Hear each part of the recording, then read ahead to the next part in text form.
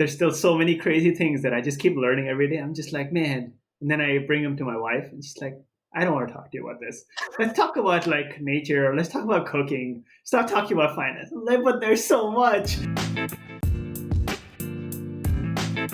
Hey everyone, welcome to another episode of Big Thoughts, Little Talks. In this episode, I talk with Karthik, a coworker of mine and product manager at Zymergen. I remember the first time I got lunch with Karthik, we immediately clicked over our shared interest in startups and entrepreneurship, and I was inspired by his enthusiasm and curiosity. It just seemed like he had so many ideas and had so many things that he was excited to work on. To give you a sense of his varied interests, Karthik has a PhD in bioengineering, started a food delivery business while in graduate school, has worked in industry as a scientist and a product manager, and now runs a mattress blog and a marketing side business. But today's episode is actually focused on Karthik's latest interest, which is financial freedom and real estate investing. We cover his plan to get his monthly costs to zero, why he is so excited about real estate, and other interesting financial trends. I had a great time recording this, and I hope you enjoy this conversation with Karthik. Nice. How's it going, Karthik?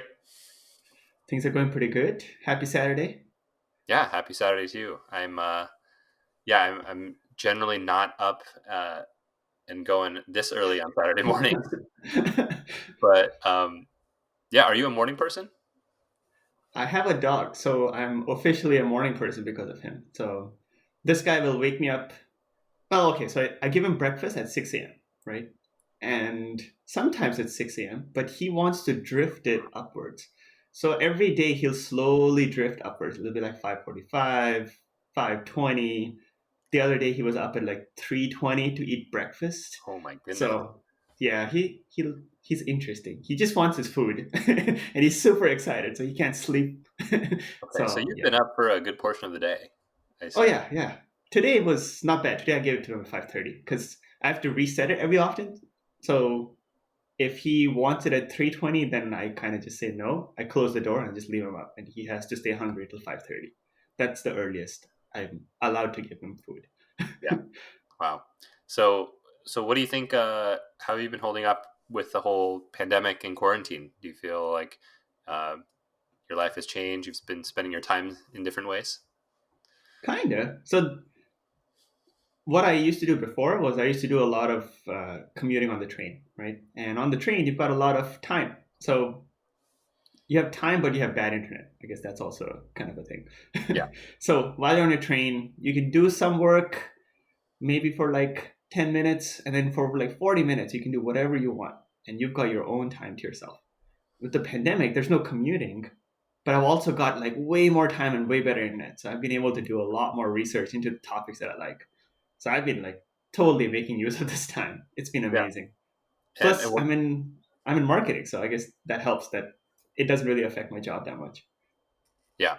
Yeah. So what kind of topics have you been researching during these times? Mostly like financial freedom related topics. I've always had this thing like a bug where I wanted to start some kind of a company of my own.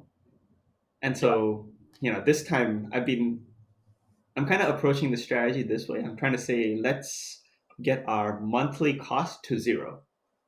So if you have no outlay from your bank because all your dividends or whatever covers all of your costs, then you have official freedom, right? You can kind of do anything you want.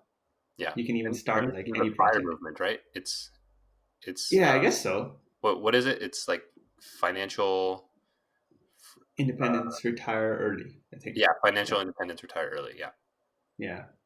So that's actually retirement though. Like these guys will save up all the money they need so that 4% of the value of the stocks and whatever gets them their yearly costs. Got it. Yeah. So they want to get a lump sum of some cash, and then they just invest that and then live off of the interest and dividends. Yeah. But this is slightly different in that you're trying to get just your spending and your income from various sources to sort of balance out. Yeah. They've also got like different versions of fire. They've got like slow fire, fast fire, like coasting fire, all kinds of stuff. I don't know what the differences are. I looked Forest it up, but I fire, can't brush remember fire. them. Forest fire, yeah. Right. So what kind of yeah? So what does this look like for you? Like, what have you been working on in your personal path to fire?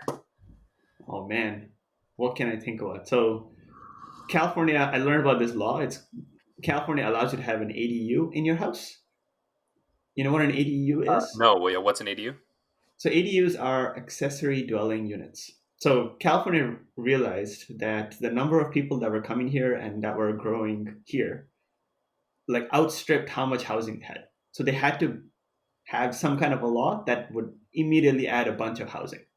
And so ADUs are like these little small units you can put inside your backyard or as part of your house. Could be attached or detached. That's it, bro. So So it's yeah, so it's essentially like a tiny house. Like people have sheds in their backyards, and just turning that into a place that someone else can live.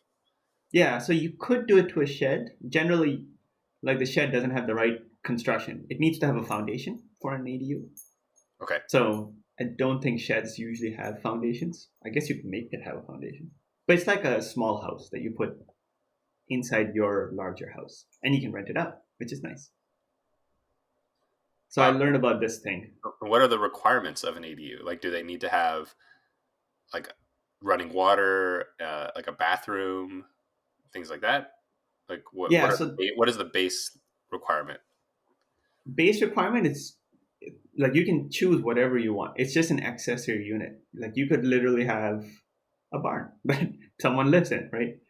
Yeah. As long as it has a foundation. But that won't get rented out very much. So I look at it from like what does the market want? And so in general, like if you have a detached ADU, they want or your tenant will want a bathroom, a kitchen, and a bedroom. At least those three. Hmm. Which means there's running water, there's electricity, you know, you'll usually have internet. Right. So that's kind of the standard stuff that your tenant will want. Okay. And so and so why an ADU? Like, what's the appeal of an ADU? Because it's private. So I guess the if you have an ADU that's separate from your main house, that's like detached and it's in your backyard, then it's completely private, right? You can just have like a separate entrance from your house. You'll never see that tenant. And then if you have it inside your house, like it's attached, then you have to have an external door that goes to the outside. So Yeah, again, it's kind of private. yeah. I'm when I imagine ADU, I just always imagine like you have this backyard, and then just propped in the middle of your backyard is like another house, and so Right. the person has to like somehow get into your backyard to go into their house. But I Yeah, assume that's that pretty much it. okay. So they do have That, there is like a shared entrance in some ways, like where they enter your backyard, uh, like probably the same way that you do. yeah, that's true. Okay. So that would be the shared entrance. But it's like you never see them, right? So if you just say, okay, my backyard is officially like theirs, Yeah. go have fun, right? Yeah. In that sense, you'll probably never see them. Maybe you'll see them going in and out, but that's about it. Yeah. Yeah. And how does the math work out for ADUs in terms So of how much you like have to invest and how much you get? the ones I've been seeing, right? So you can get like shipping container ADUs, which are pretty cheap. But I don't know the details of those. I'm still waiting. So during coronavirus, a lot of these companies they're just not calling back as quickly as they would otherwise, right? So I kind of send them an email and then I have to like follow up and see if anyone's going to answer my questions about what the actual cost will be, not just for the shipping container. So Yeah. that's like one kind, and then you can also have like a contractor build it. So we have a family friend, or yeah, I guess you can say family friend who's a contractor. We've been working with him for a long time, and so we asked him, "Hey, could you build us an ADU?" And he's like, "Yeah, sure. Like 110K in this area, roughly, would be the cost of an ADU, Okay. and then rent wise, like you could get somewhere between 1,200 to 1,400 for like a 600 square foot ADU, which is about the max we can put on our property. Okay. So yeah, it's Yeah. not So bad, I guess, right? yeah. Your investment is 110 and then you recover it in less than 100 months. So Yeah. much less than 100 months. Yeah, I think for me, it's just the psychological leap of like having a little like a little mini house and like a perhaps like a person like living in your backyard. Um, so I assume you're totally cool with this. How is your wife responding to this? You know it. You know what the challenges are. I have to convince her. So what we're doing is we're first thinking of renting out a room in our house, and then we'll use that as practice essentially. And then maybe later we'll have a room and an ADU, or just an ADU. Just depends. So the math works out way better if you just do the room. Actually, the ADU is a little bit less valuable, but it's more private. So it's like you really don't see them if they're in your backyard. Right. Whereas, right, if it's just a room, then you might see them. Like they'll be entering the same house as you do, and you might hear them as well because through the walls. So we're like Yeah. soundproofing and stuff. Right. But yes, you know exactly which question to ask. It's Yeah. always important. Yeah. That's It's kind of weird, right? Like the being main a bachelor investor. versus You have to. yeah. That's the investor. You always have to keep happy. That's right. That's right. The main investor. Yeah. um, But yeah, that's been one of the things I've been trying to see. Like, could you? All right, so in California, right, a lot of our houses are super expensive, and so they don't cash flow. Like, you cannot rent out the house for the same amount of rent that you would need to cover all the mortgage and the expenses. So I'm trying to see, like, we're in that cusp. We're in the boonies. Like, we live pretty far out. It We're kind of close to cash flowing this house, but it's still not perfect. But by having like an ADU and like a room rented out, we could maybe cash flow it. hmm. So Yeah. that gets interesting. Yeah. What exactly is? Uh, yeah. What exactly is the cash flow like? The idea behind that, like. The idea is so okay. Like I've also been getting into real estate investing a lot, right? So that's where all this comes from. So in general, there's a rule in real estate where you look at the rent should be about 1% of the value of the house. So if your house is worth 200,000, you want the monthly rent to be roughly $2,000. And that's just it's called the 1% rule. Like that's just a rule of thumb. But then when you look at actual numbers, it comes pretty close. Meaning you have to account for like maintenance, which is roughly 5 to 10%, depending on how old your house is. Mhm. And then you have to account for vacancies, roughly 5%, unless you're in a bad neighborhood, in which case it can go much higher. Then you have to go into like capital expenditures, right? CapEx. So you kind of say, okay, I'm going to be saving for my roof over the course of the next 15 years because the roof's going to die. Mhm. So that's another like 10%. So all in all, like you take your rent and then you subtract out all these little things. And then that number has to be greater than your mortgage. And it has to be, well, high, it should be positive somehow. So in general, like if you can get a house that gives you like 100 or 200 bucks a month after all of those negatives, all of that saving, then it's okay. It's a decent property. I see. So this would involve like you have to rent because like if for Yeah, someone who just was mortgaging a house, it would not be cash flow positive. Like right. this is about the net that you're making from your house. Yeah, Gotcha. that would be rent, correct. So you want so cash flow involves actually getting cash. Like you can't just say, "Oh, my house is increasing in value." That's not considered cash flowing. I see. That's appreciation. Yeah. So you kind of want cash flow, you want appreciation, and you want all the tax benefits that come with real estate. Yeah. And Yeah. so the ADU is kind of interesting that way. Yeah. What kind of like we talked about this a little bit, but I'm curious like what do you find so fascinating about real estate uh in particular? Like why should it seems like you think that real estate is the place to invest now, and like I'm curious if you had to convince someone in you know with the main points or the main reasons you're excited about investing in real estate now, and what would those be? So it's kind of those three things I told you about. So let's take the stock market, right? Stock market grows at roughly 8% per year, roughly. And then real estate, you can actually get a cash flowing property that will also give you roughly 8% a year with just cash flow, right? And then there's those other two things. There's home appreciation, which is your value of your home going up over time. I actually started this blog where I looked at in the past how has house value grown relative to inflation. And over the past 60 years, it's grown roughly 0.5% faster than inflation has. So it kind of keeps up with inflation, right? So Sure. okay, so your house will grow at whatever the value of inflation is at that time, right? And then the third one is all the tax benefits that you get. So literally, you could buy a place, rent it out, and you would pay zero tax on all the income for the next 30 years, which is kind of crazy because, So on income on the rent, or yeah, so okay, your property taxes are all tax deductible, right? Your rent is taxable, but you have to depreciate your house because your house is a physical asset. Over the next 28 and a half years, your house is going to depreciate to zero, like in the eyes of the IRS, right? So you take the value of your house and you reduce it by uh, whatever 360 months, right? So yeah. 30 Actually, I years, don't know if I understand that part because housing, like over time, the price of the house, like there's appreciation on the price of the house generally. right? So Right. why in the eyes of the IRS does the value of the house depreciate? That's the weird thing, right? So the house price appreciates, but it's a physical piece of wood and framing, right? Which will die over time. So in the eyes of the IRS, just like your car, it depreciates over time.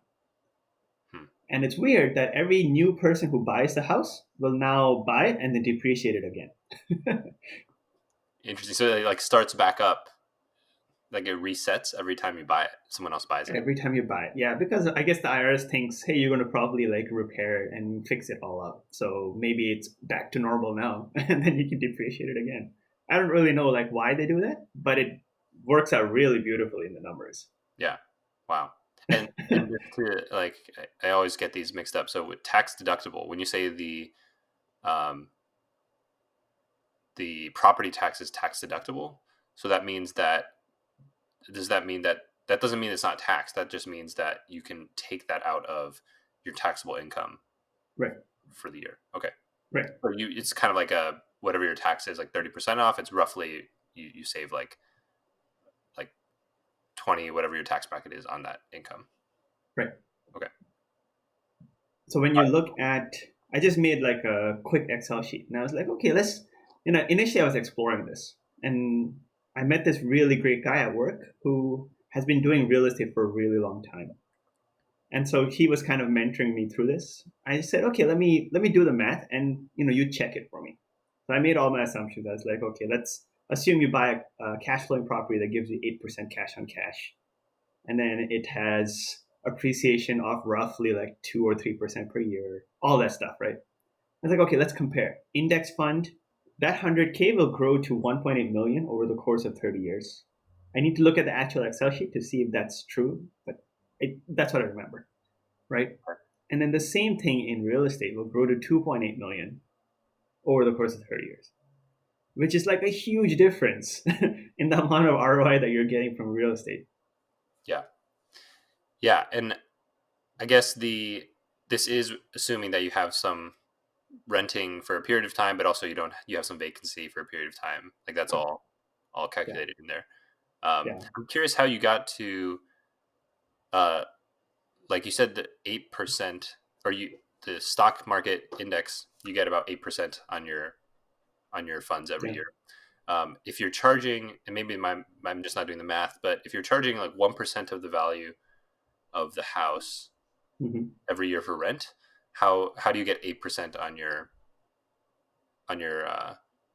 how do you get 8% for from the rent? Like how'd you get to that Ah. number? Oh, it's 1% of the value of the house per month. Oh, okay. So yeah. So if your house is worth 200K, you should be getting roughly 2K in rent. Okay. If it's a investable property, you Gotcha. can get like 0.8. I think it still works out in some cases. It just kind of depends. Like the 1% rule is like a rule of thumb, and then you do the actual like detailed calculation when you think you found something useful, Yeah. like a Yeah. useful house. it's actually funny.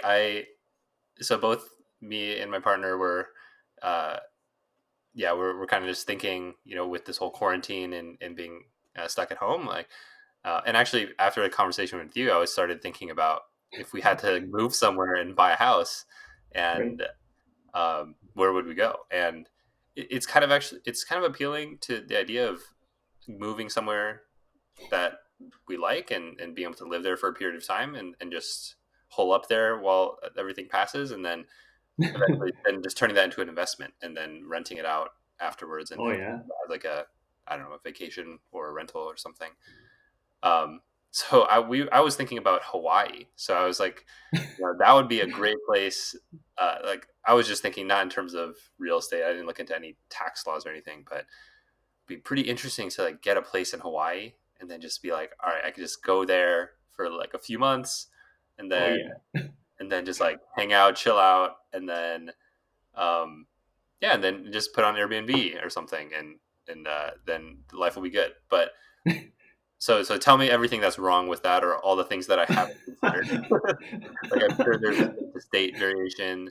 Uh, like there's probably better states to invest in than others. Like what is your what are your thoughts on that, on my plan to so get a house in Hawaii and so invest? fundamentally, your thing is flawed because in Hawaii, the value of the house is just so high relative to the rent you can get.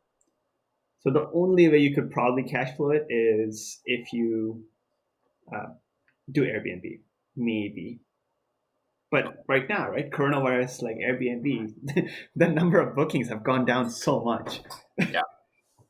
Okay. So So there's like some amount, like state by state, there's some like ratio between the value of the house and how much it's rented for.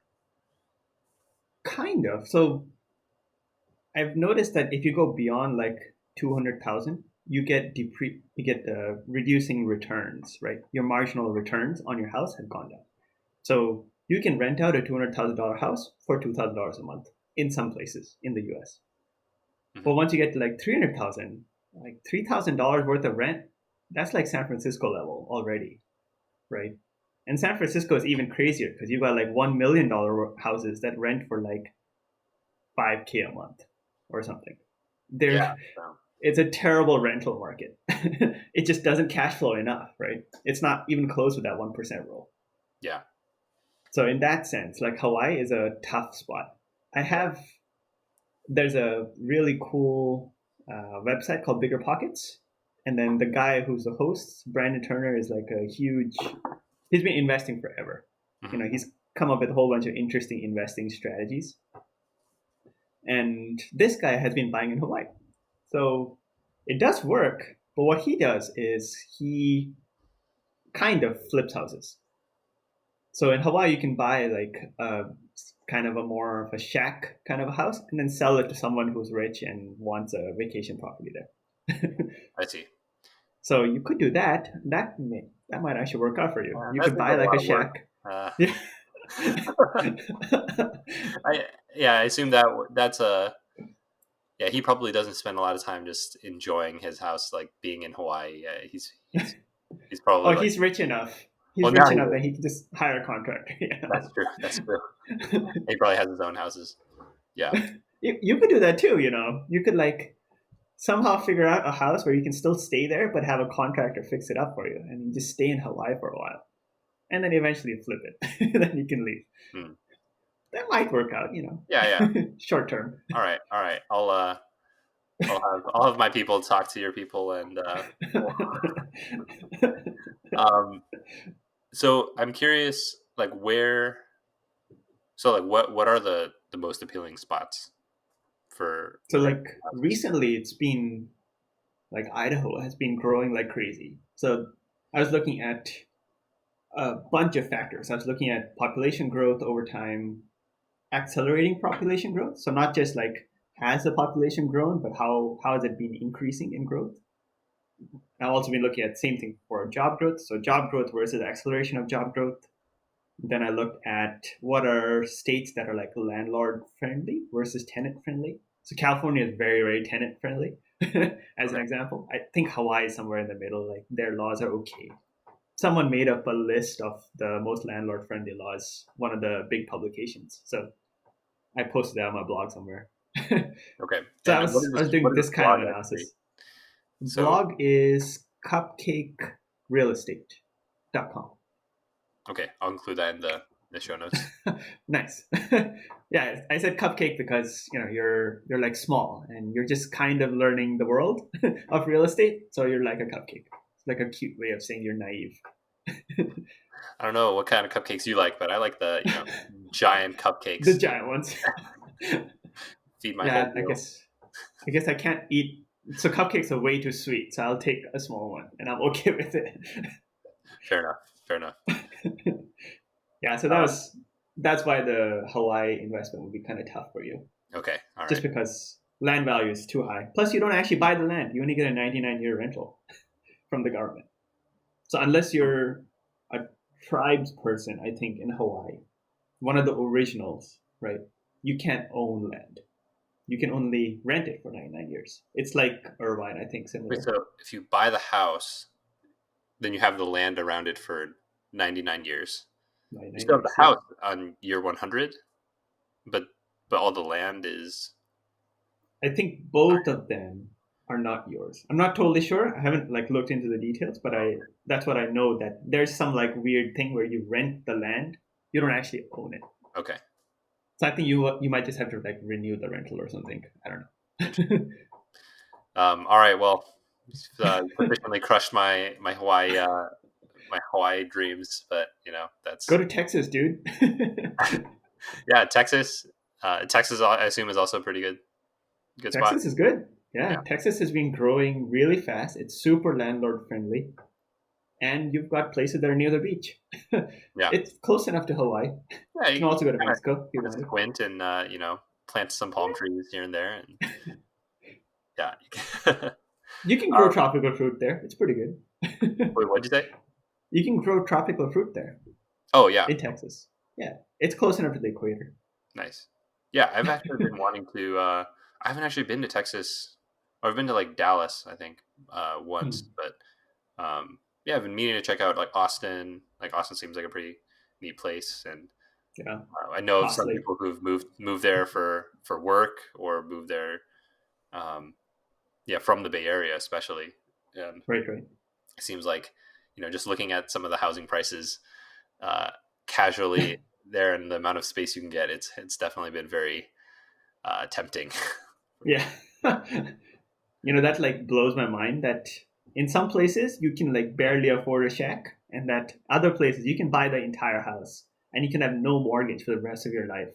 Yeah, Like, you're talking about your ADU, or yeah, exactly, right. hey, The you're the same amount you're cost of the investing ADU. in. Yeah, yeah, Yeah, with you could this, buy the entire house. yeah, yeah. Have you thought about that? Like, have you thought like so you've thought about the renting a room and building this ADU? Why not just move to Texas? We're thinking about it. It's another idea. So we were thinking like I have to decide what to do with this house, right? So like I said, like You own this house. California, That's I own this house, yeah, yeah. So yeah, I have to, do I cash flow it or do I sell it? That's what I have to decide. right. And that's why I'm like, oh, if I build an ADU and if I have my room rented out, maybe I could pull off like cash flowing this house. It won't be great, but it'll give you something. Yeah, Maybe. So that's where I'm with this house. And then after that, of course, like you got to get out of California. It's too expensive here. Otherwise, you have a choice. You could either work for the next 35 years and own your house, or you could like literally move tomorrow and own your house. And it's the same thing. You'll still have warm weather. You'll still have nice people. yeah, yeah. I think there are a lot of nice things about living in California. I think Yeah. that's What do why. you like about California? What can you get in California you can't get anywhere else? There we go. That's a Great question question. for you. Great question. Uh, you can't say that you live in Cali, dude. It's Uh, fair. It's the brand. It's the brand. the brand. No, I think. I mean, I don't know if there's any place where you're you are almost equally close to like a lot of beautiful ocean and then the mountains and forest. Like, I don't know, South Carolina. South Carolina. I don't know if the South Yeah. Carolina beaches are and coastline is quite as nice, but that could be. I'll do my research. I'll do my due diligence. Should do your research. Yeah, South Carolina is growing. Cool, cool. There was who was it? I think the guy who owns not Airbnb, Redfin. That's right. The Redfin CEO just gave a talk, Okay. and people were asking him, "Hey, so what are the trends during this coronavirus time? And what have you seen with vacation rentals? What have you seen with housing prices? Are we going to see a dip? All that stuff." Redfin CEO said, "Well, we see a lot of buying of houses, but people aren't buying in California. They're buying everywhere else. Like there's a huge exodus that he sees based on just the search traffic on his website. And of course, he's got data across the US, Yeah. right? So he's like Charleston, for example, in South Carolina. It's one of the top places that people are looking to buy Charleston's real super estate. nice. Yeah, I've actually visited Yeah, there before. Yeah, it is kind of like a Southern California weather over there. yeah, But yeah, I think that makes sense because I guess with everyone working from home or a lot of people working from home, you probably realize like, wait, why do I need to be in the city? Or why do I need to exactly. be? But like at the same time, that is a part of it, right? Like in terms of employment, and I think another big thing with the Bay Area is that people come here for the jobs. Like there's really Yeah, exciting companies. There's a lot of like ambitious, like-minded people who, like, if you wanted to work at cutting edge of biotech and synthetic biology, like we both do, it's right. kind of hard to move to Charleston, South Carolina, and like really find that um, community. But Yeah, I'm curious, like, yeah, I don't know if the world will, or in terms of employment, will ever really go back to normal and how it was. Like, will there be more? I'm curious if there'll be more clusters of people who can work for like a biotech company in San Francisco, in Emeryville, right. um, but then they're just dispersed around the U.S. I don't know. Yeah. I mean, Twitter just said, right, you can have, I think 50% of their workers can now work from home forever, right? I think that was their announcement. Oh wow, Yeah. that's quite a So commitment. there's a trend now in technology that, especially with all the people who learned how to work from home, that they're like, you can save so much money on the corporate side by having people work from home. Yeah, And then you actually offer it as a perk to your employees, saying that, hey, it's work from home. So it's interesting. I think the world is definitely shifting. yeah. And then you can see, like, if you're investing in real estate investment trusts, office REITs, as they call them, they're doing much better than some of the other ones. Like retail is doing terrible, residential is doing terrible, but office surprisingly okay. Industrial surprisingly okay. Wait, why do you think that is? If everyone's working remotely, why are the office spaces doing better? Oh, like the office REITs aren't just buildings like ours where we actually have like the full company there. It's also like the co-op spots, so people can go and work there in something that resembles an office but work remotely. I think so. It's a bunch of people working remotely, just Yeah, together. Gotcha. Yeah, yeah. yeah, I don't know. It's interesting. Like maybe even startup culture would be different, right? You can have like startup groups that are across the US that are still working together in these office co-ops. yeah, yeah. I think. I mean, definitely, if I knew life would stay like this for years, then it would be kind of more. It would definitely be an easier decision to just pack up and move somewhere. Right. Like if I'm doing this podcast, every podcast is just on Zoom. Like why? There's no reason I need to be in San Francisco. I could be doing this interview in Nebraska, and Right. like, it doesn't really matter. But yeah, I think that I do. I still have a lot of friends in this area, even though I haven't been able to see them recently, and like it's part of some communities. And I think I think the biggest loss would just be the like not being close to them, and like if Yeah. things start lifting, like just I don't have any friends in Charleston, South Carolina. I'm sure I could make some friends, but I have like some roots in the Bay Area now, and that would still Right. That would still be hard. Yeah, that's probably the hardest thing. Like the jobs was something I also thought about. I was like, how do you get this kind of culture somewhere else, right? And then I was thinking, is it that I care that the entire Bay Area has this awesome culture of like really working hard and being super innovative, or can you get like micro versions of this elsewhere? And then I was thinking, what if I live near a university, right? So imagine you live near uh, what's that place in Illinois? Like you live near Purdue, super cheap to live there, right? It's in the middle of nowhere, but you've got Purdue. Like you still have all of that talent and all of that ambition as part of that university. So you still get that from the students there. You can still start a company there, but it's cheap. Yeah.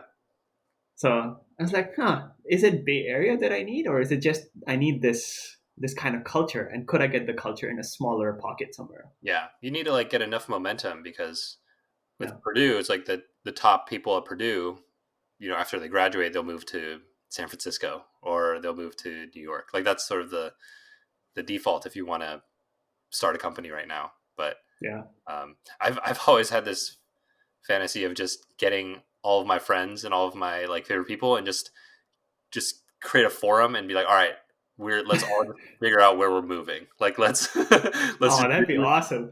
that would be awesome, right? Like we have like some people give pitches for different cities and we're like, all right, we're all gonna relocate to uh Charleston, South Carolina, and Right. that would be yeah, that would be awesome. Like it's just not the most practical with everyone living their lives, but man, that'd be great if that could That would just be great. take it. I mean, it would help San Francisco too. Like it would be just less crowded here. The cost of living would go down with housing prices if there aren't as many people living here. So, Right. but yeah, I don't know. I don't know exactly what that kind of intervention looks like or what will help. But I think the having micro communities and building that same culture other places is the right path, I guess. Yeah. I mean, the Redfin, just the search trends, he said this has been happening ever since 2008, right? Oh, It's okay. like yeah, like there's definitely a trend. I think so. I think 2008. Like this was over. I saw him on TV, so I might be quoting the numbers wrong. like, but the trend has been that people are not looking at cities anymore. Like San Francisco, New York, they're just not looking at them. There's definitely an exodus away from cities into smaller areas. So his advice, I think, or maybe it was one of the people who were interpreting his advice, was to invest around cities, right? So like we're pretty far from San Francisco, but in theory you could get to San Francisco. Like my wife works in San Francisco, so this would be an okay place to invest if you wanted real estate out here. Who knows? Yeah. Yeah. Yeah, I'm gonna do a quick time check. yeah, All right, cool. We got like 38 minutes. Yeah, nice. this has been really. I mean, I didn't expect to talk about real estate this much, but it's been it's super interesting. it's fascinating, man. Like I've grown up with the idea that stocks is one of the best ways of making any kind of wealth over time. But of course, you have to like buy and hold, right? So like stocks is what I was focused on for the longest time. And then I'm seeing all these kind of other ways of making money, right? So there's guys like you who are doing podcasts, and so you're actually making money for yourself. It's much easier to, or much better to make more money than to save more money Yeah, because well, I'm it's not much making any more money on this flexible. podcast yet. In the future, don't Maybe, worry, maybe it'll happen. that would be amazing if it did, but yeah, not banking on it. That's fair. And then there's like there's real estate, right? Then there's also things like options, which are super leveraged versions of stocks. So this concept of leverage comes up over and over whenever you look at investing. And then uh, there are all these guys who are also doing Or so actually like us. digging into like like what do you mean by that? That stock options are a super leveraged Oh, investing. So okay, so when you buy a piece of stock, right, you get one stock. So you can pay like whatever $1,000 for Amazon stock. I don't know what the current price is, but it's some huge amount of money for one piece of stock, Yeah. right? When you buy an option, you're saying, I'll give you some money now so that in the future I can purchase 100 of this stock at a certain price. Right. Like what That's an startup options companies, contract. like most startup companies do something like that. I suppose so, yeah. Okay. It's similar to that. I guess I'm thinking more when you have options in the stock market. Oh, So, I see. for instance, you can say, okay, I could either buy Apple now for whatever the value of Apple is, or I could tell Peter, hey, Peter, I'll give you $100 now. But in the future, like maybe 4 months in the future, I'll buy Apple stock from you at X price. So you kind of get $100 and you're like, sure. I don't think this guy's actually going to buy it from me at that X price because I think the value of Apple stock's going to go down. But I might be the guy who says Apple stock's going to go up, right? So depending on who's actually right, that contract becomes more or less valuable. I see. So this is kind of like putting bets on the stock market. Yeah, it's right. It's instead of doing long-term buy and hold, this is like the futures contracts. Mm-hmm. Right? So, like, what do you think is going to happen to Apple stock in the next year? And you might say it's going to go down, and I might say it's going to go up. Yeah. So So I might just say, what about that is like high leverage? so the leverage is, I'm giving you $100 now to be able to buy 100 shares of Apple stock in the future. I'm not just going to buy one, right? Yeah. So I actually get the ability to buy a bunch of shares at a certain price by just giving you some small amount of money now. And in fact, there are even people who just trade the contracts. Yeah. Right. So Meta. yeah, it's pretty meta. So like I might say I've got a contract with Peter, and then the value of the contract goes up over time because my prediction was coming true. And so I can actually sell the contract to someone else. So In which case I never actually sorry? like you sell your side of the contract, like Right. you replace yourself with someone else. Correct. Okay. So in that sense, like I never actually have to buy the stock. I just have to buy and sell contracts on the ability to buy stocks. That's the Got leverage, it. but I need Okay. to actually show you the math. So I see. So the $100 that you put down is not to buy stocks. That's just to Right. enter the contract. Correct. I see. So you're saying like I will buy 10 of this Amazon stock from you at this Right. price. But I'm only Right. putting $100 into this contract. That's like the agreement between us. But then Correct. you never actually wait for the ability to buy that stock because you don't have Right. $10,000 to you don't want to spend $10,000 on Amazon stock. Is Right. that's what you mean by leverage? You don't have to actually put that much money in, but Right. and you can actually make money off of making bets on like the stock market. That's sort of the idea of options. Yeah. Okay. So it's kind of crazy, right? Like I can say, hey, in the future, I'll buy Amazon stock from you at 900, and say the Amazon stock actually kind of trends towards 900 over time. The value of my contract goes up higher and higher over time because it's actually coming true. So even though I might have bought it from you for $100, some other dude out there will buy it from me for like $2,000 because it's like, dude, I'm going to be able to get such a huge savings on Amazon stock by using this contract.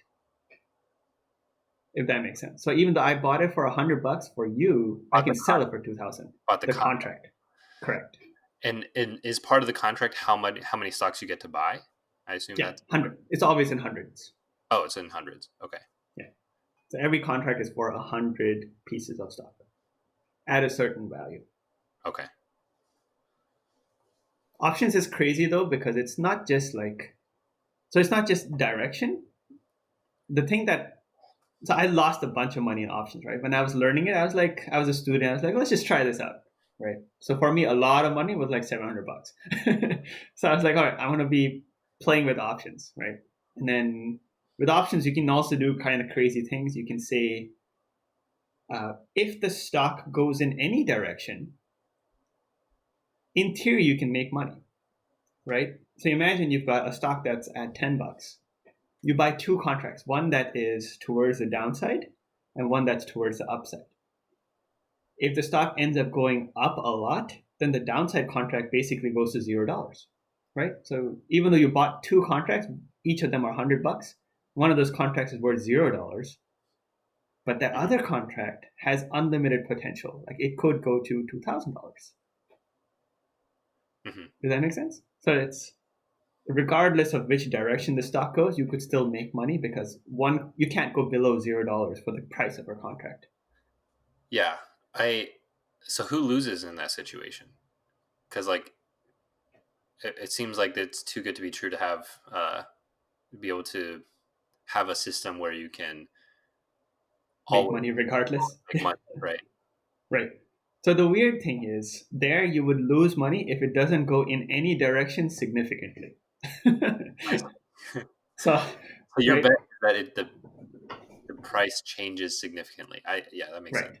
Yeah. Yeah. In any direction, doesn't matter. It just changes significantly. So, like, I was trying to do this with biotech stock, right? I was like, oh, so if there's going to be some crazy discovery or someone's going to look at getting approval for a drug, most likely the biotech stock is going to go up or down. Doesn't matter which direction. Yeah.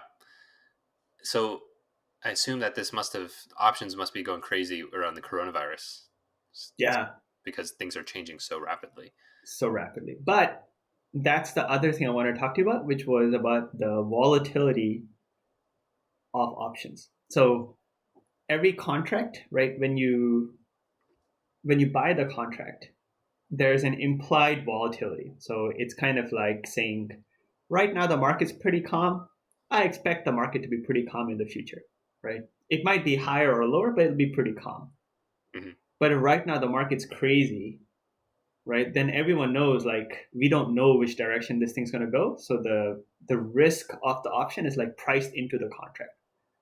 So even though yesterday I could have bought the contract from you for $100 because it was calm, today I would have to buy the same contract from you for like $200 because it's not calm anymore. It's like super volatile, and we don't know which direction it's going to go. So Okay, they so kind of price the volatility in. I see. So taking a step back, like what do you use to purchase an option? Like who is the person setting the contract price, and where do you actually Oh, go to do these transactions? Like what is there it's a just like website? stock market, just like a normal stock brokerage. Like your account, you could probably do it on Fidelity or whatever. Okay. It's literally the same thing as the stock, except they're called derivatives, right? Options are derivatives of stocks. Yeah. Yeah, that So makes more sense now. It's like, yeah, yeah, so cool. it's just kind of crazy. Like there's so many different ways of trying to get money. Like you can even imagine you're on the selling side of the option. So like you could you could buy Amazon stock and you could sell someone else a contract for like they'll pay you money to buy Amazon stock from you in the future, Okay, right? that's a mouthful. They'll pay you Right. to buy. Yeah, I lost Stock, it actually. right? So imagine you currently have Amazon stock. Hmm. You bought 100 of them, right? Yeah, And they're worth like $100 each. Let's just say that, right? sure. You could sell someone else and say, hey, in the future, I will allow you to buy Amazon stock from me for $105. So you can guarantee that you're going to get $5 for every stock, right? Like that's your contract. Yeah, And you can make money on just selling the contract itself, right?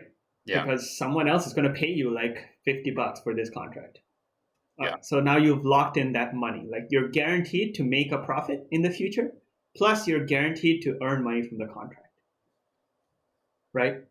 What the other guy is thinking is mhm, Amazon stock is going to go to 150. So I'm going to pay Peter 105, sure, whatever.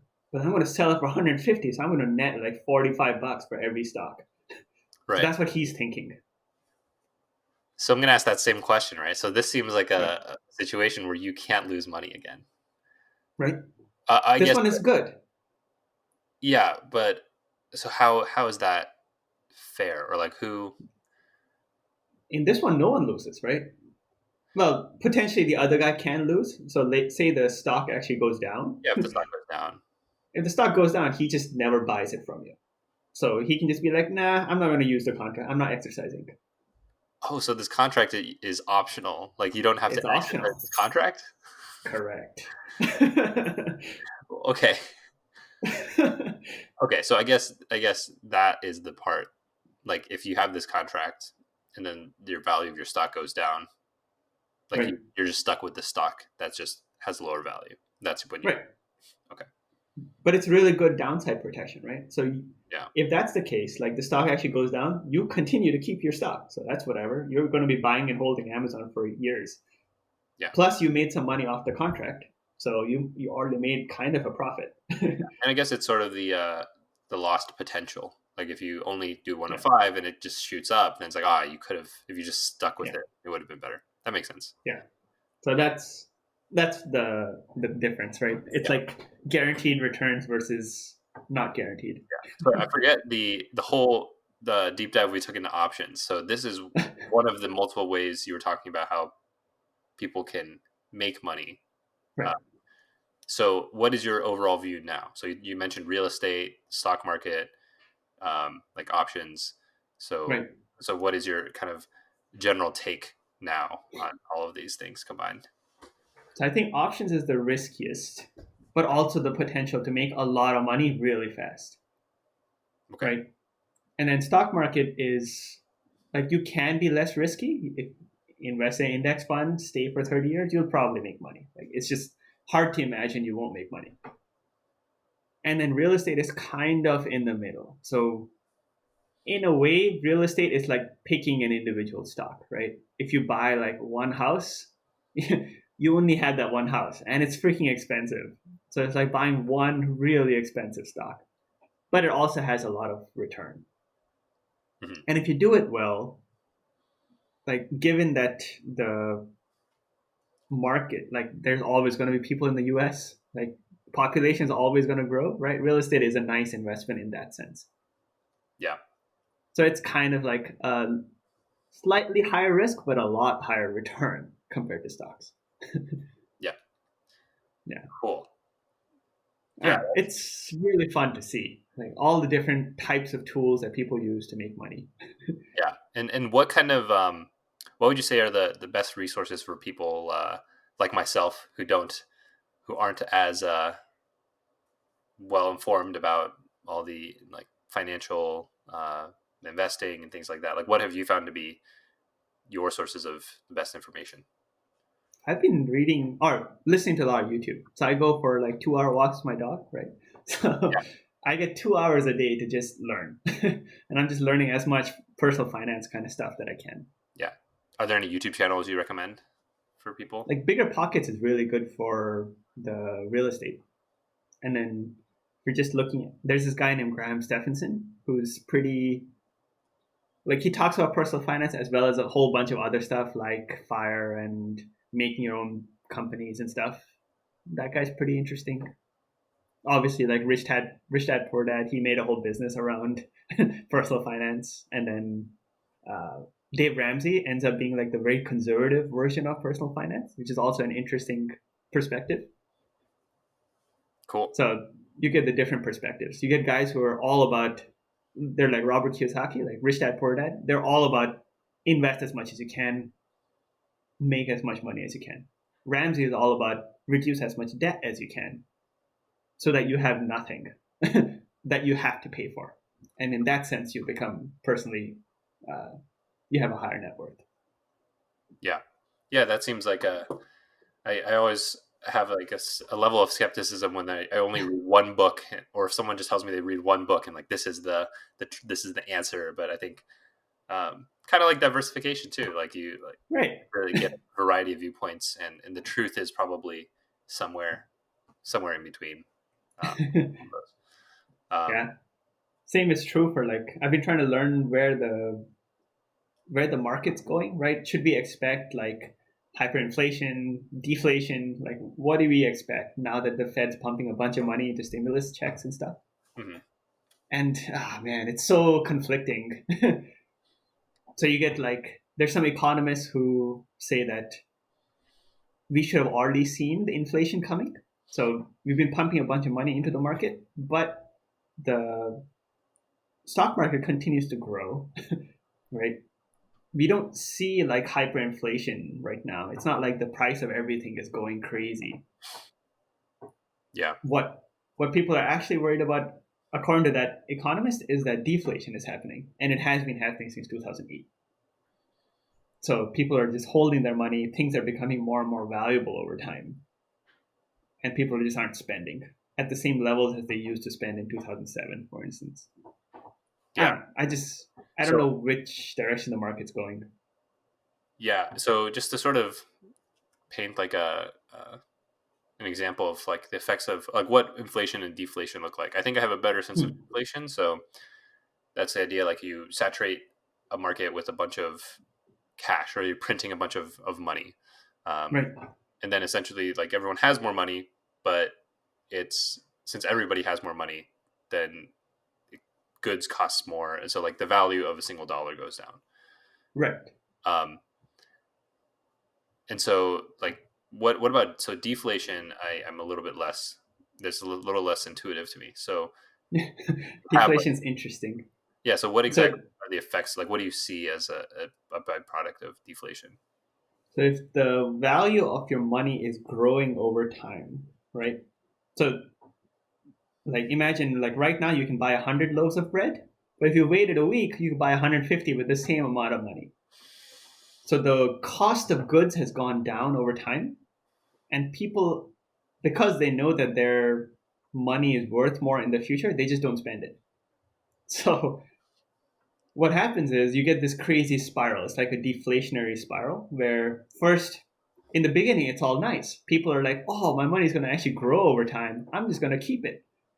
And they keep their money. And then all the businesses that rely on them spending money start shutting down. And then they lay people off. And Yeah, then again, like people who are laid off, they're like, hey, I could spend money now or I could spend money later. I know my money's going to be worth more. They also don't spend. Even more companies shut down. So it's just like a spiral. The economy just eventually shuts down. Huh? yeah. So what is the eventual end of the spiral? It's just everyone just holding a bunch of money. I assume the value of that money goes down as like there's no more business, like fewer businesses. Yeah, Um, so it's weird, right? At some point, the cost of goods has to stabilize. So we've never actually reached the bottom of a deflationary spiral. yeah, So at some point, like the cost of making the good should equal the cost that you sell it at least. You're not going to actually like lose money on your good. hmm So it can't go below that value. yeah, It's just like a spiral until you reach that, and it's pretty low, like the cost of making a good. yeah. That's so that's so strange because it sounds like yeah, it sounds like a problem when the economy is doing well, right? Or like it's doing too well, where everyone's like investing in their like people are investing a ton of money, they're getting returns from it, and they're like, yeah, I'm gonna keep as little cash as possible because like my money is just better off in the stock market. Um, Right. how yeah, like is there sort of like are there natural checks and balances to this, or like how like what are the consequences? I guess if that is true, like if we're in this cycle of deflation right now, like what is the right thing to do, both as like a government entity for the well being of the people and as an individual to try to capitalize. So according to that economist, I was just listening to him yesterday. He was saying that the right thing to do is exactly what we're doing now, which is pump money into the economy to force inflation. You can't have deflation because deflation will cause a lot more problems than inflation. Like minor inflation is just fine. That's what we've always had in the US, Hmm. right? So that's what he was saying. He said the best thing you can absolutely do is pump money into the economy plus universal income. Yeah, That way, nobody will ever say, I have too much money, right? They'll just be like, oh, I'm going to guarantee this money so I can spend a reasonable amount and then maybe I'll save some, maybe I won't. yeah, universal basic income. That's We could get into that for a while, another hour probably, but yeah, Is like, that something you're super passionate about? well, I was super passionate about Andrew Yang's campaign Mm, back when he was running for president, and that was his main platform was universal basic income. right. And it was interesting because he was talking about it in terms of the robotic like automation revolution. And Mm, eventually, we're going to displace millions of people. They've already been displaced, but eventually, more and more are going to be displaced by automation and AI, and they're going to have a bunch of people out of work. We're going to have malls closing. We're going to have like retail closing, and like we're going to need some sort of universal basic income. And so it turns out, like once that trade dropped out, we have this the coronavirus pandemic escalated things real quick. Like essentially all the things that he was talking about just happened like for the next 10 years that he was predicting, maybe 10, 15 years right. in a month. And actually the I think the universal basic income has become a much bigger topic of discussion since then. And I remember one thing that he always talks about on his campaign, like people asked, wouldn't UBI contribute to inflation? Like, wouldn't this Mm, everything would just get more expensive? And he always cited the 2008 stimulus, like where they bailed right. out banks. They just printed just billions of dollars, I think. Um, Right. just injected it, gave it to the banks, and then like there was no inflation from that. And he always like cited that, and was like, yeah, that's It's true. I mean, the what's interesting is the US dollar is like everyone's default most trustworthy currency in the world, right? And the US can print their own money. So it's weird being the US because everyone trusts your money. Everyone bases their currency on your currency essentially. And you can print money. So unless something happens where people don't trust the US anymore, like it's hard to get hyperinflation because your currency is still valued at the same amount that you valued it before. I mean, that's nuts, right? Like, how is it possible that the government can just print money? Like, we're just creating value out of nothing. Like, that just seems like a like, and this gets into currency, right? Like this, Right. I think about it enough, it's mind boggling to me. Like, what, Yeah. Yeah.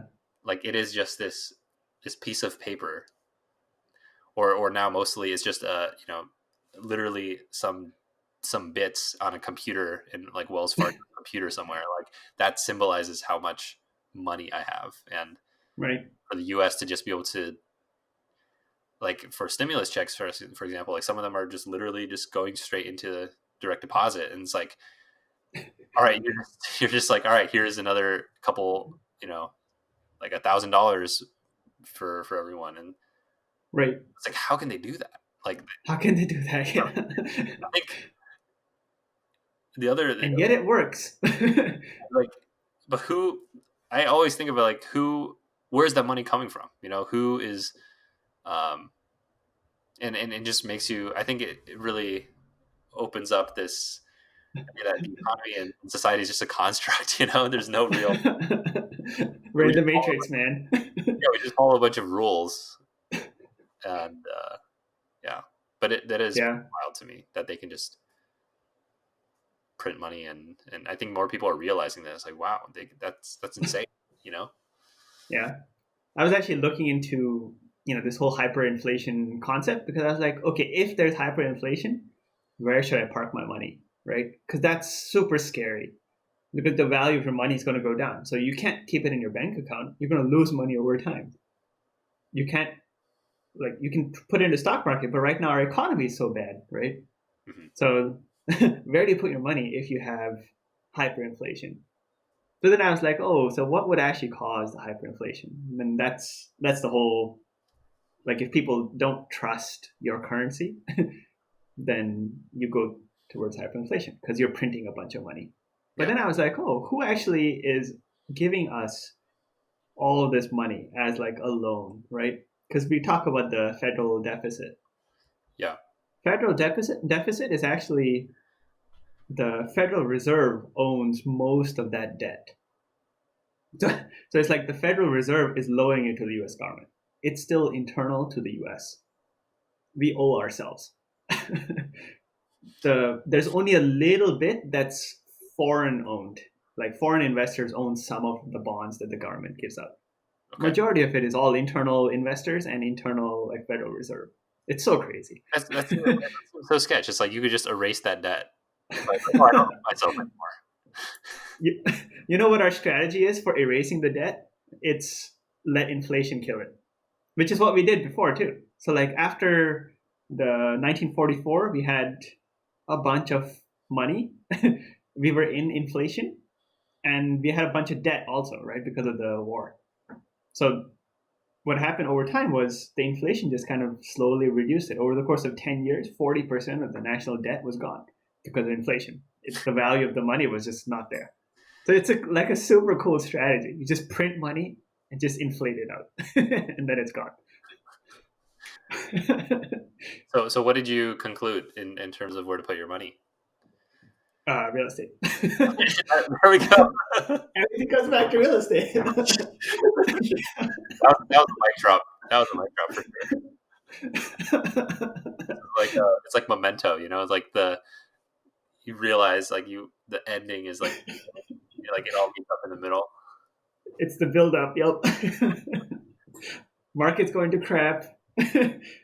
Put your money in real estate. It outpaces inflation by 0.5%. Done. Yeah, and I guess it's not. Is it not affected by hyperinflation? It's tied to physical property. So hyperinflation will raise so you track inflation through the consumer price index, right? Which is the cost of like household goods and houses, like stuff like that you physically buy. Mm-hmm. So it keeps pace with inflation, which is kind of crazy. Yeah. So someone was talking about how right now the guys who are buying real estate are all the people who are in the 1%. They're the ones who they of course have jobs and stuff, and they also have money, and they're just buying real estate because it's a huge hedge against inflation. Plus, it gives you better returns in the stock market. Like, what the hell? it's it's such a crazy vehicle for Mm-hmm. building wealth. Yeah. That's why I'm getting super into it, right? I'm just like, man, this is something I never even thought of. I come from India, like we didn't own our houses. We were pretty poor. But then you come to the US, you're learning, you kind of like get to middle class and you're learning about what the wealthy people do. And you're just like, what the hell? They use all these tricks that we never even thought of Yeah. to like keep your money, to not pay taxes, all this stuff. Yeah. Really interesting. Yeah. It kind of I mean, it kind of highlights like this just super unfair divide between like different classes in the U.S. too, right? Or, like, Right.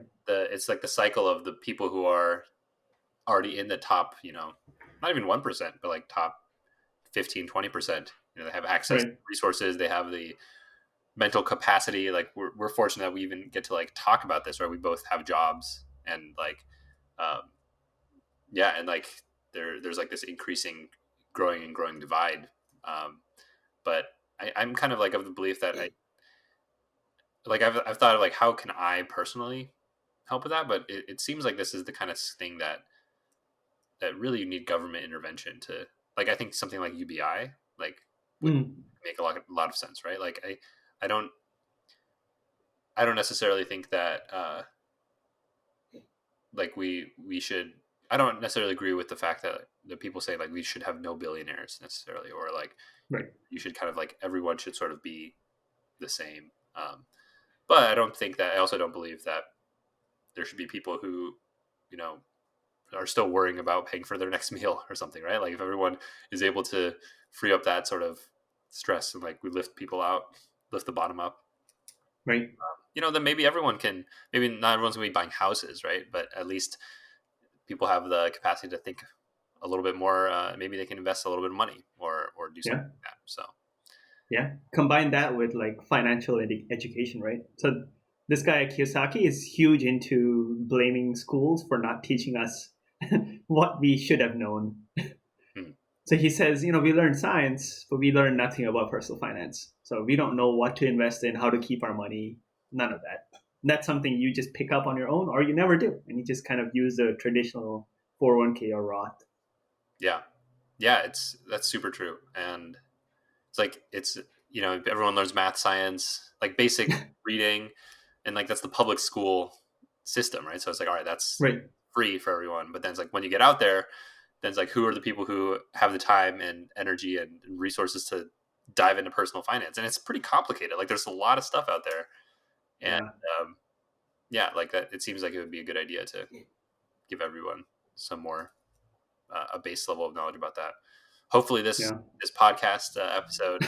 I mean, I learned a lot from you, so appreciate you. No problem. Um, There's still so many crazy things that I just keep learning every day. I'm just like, man. And then I bring them to my wife, and she's like, I don't want to talk to you about this. Let's talk about like nature. Let's talk about cooking. Stop talking about finance. I'm like, but there's so much. There's so many things we could be doing. I think I might need a follow up episode with you, or maybe a private conversation about of managing stakeholders, stakeholder expectations. Or you should have a conversation with my wife about managing your husband. Yeah, yeah. I'll have your wife on the show too. All right. Yeah. Yeah, sorry, I ramble a lot. There's No, just too much on my head right now to think about. no, good. I think I I want to. I think we should have a follow up. Like, there's so many more. Like there, I actually had like on my list the mattress blog, like talking about like Amazon affiliates and your marketing stuff. But Nice. we'll have to save that. We'll have to save that for another time. Yep. Is there anything that you want to like shout out or ask of the listeners? Anything that, or yeah, like anything that you are working on that you'd like people to check out? If you're linking my real estate blog, that'd be really nice. And I was just hoping that everyone would stay safe and, of course, right, make sure that you wear your mask and all that stuff. It's just a nice thing to do. Yeah, Plus, make sure that when invest properly, because this is kind of a crazy time, but we'll get out of it. So yeah, everyone's going to be fine later on. Invest your money; it'll grow. Take out the everyone money that you need right now. everyone moved to Boise, Idaho. Everyone moves to Boise. Yeah, exactly.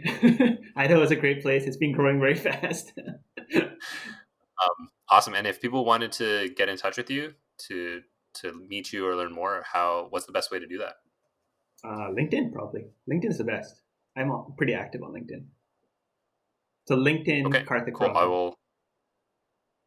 I'll link that in the show notes as well. All right. Yeah, that'd Thanks be a lot, great. Karthik. Thanks, Peter. Have a nice Saturday. Yeah. All right.